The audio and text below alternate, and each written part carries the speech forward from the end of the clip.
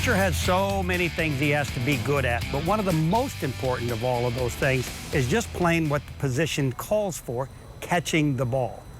But when we talk about catching the ball, we also talk about framing pitches, and it seems to be almost a lost art in the game of baseball today. And what I'm talking about when I'm talking about framing pitches is being able to control both sides of the plate and get a pitcher who throws a pitch just off the outside corner, present it to the umpire in a way that he wants to call it a strike. And by doing that, we call that framing the ball.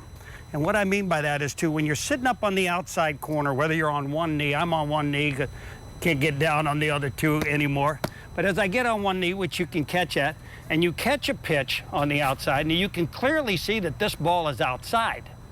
But if you use your hands properly, you can just bend your wrist, and all of a sudden now it becomes a strike.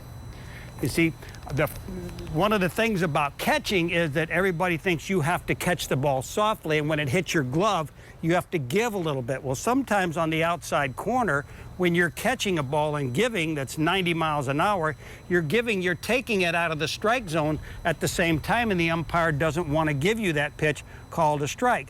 So when you're working on the outside corner to a right-hander or the inside corner to a left-hander, you have to reach out, and when you catch the ball that's slightly off the corner, you make this motion where you control the ball and you move it back with your wrist. If you move your arm, the umpire sees that, and he really doesn't want to give you that pitch and call it a strike because of all the motion that you had to make in order to get it back in the strike zone. Now, working over here on this side, outside to a left-hander or inside to a right-hander, you may have a left-hander with a good slider.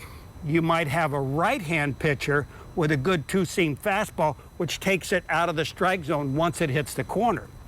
Now, you can cost your pitcher a lot of good pitches called strikes in this area right here. When it's moving off the plate, you want it to hit the front corner and move off the plate.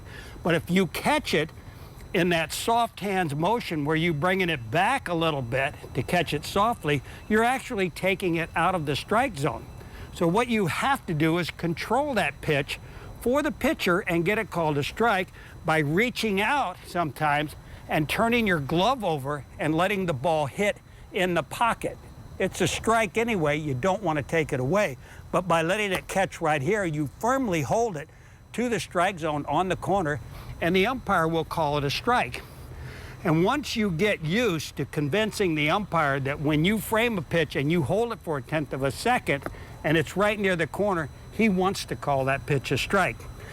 If you can make the difference, 200 pitches you're going to catch every time you're out there with the starter and the bullpen, if you can improve 15% of the balls and strikes being called, you got 30 more strikes during the course of the game, at which maybe 8 to 10 of them are going to be 2-2 counts, which is a pitcher's count, rather than a 3-1 count, which is a hitter's count.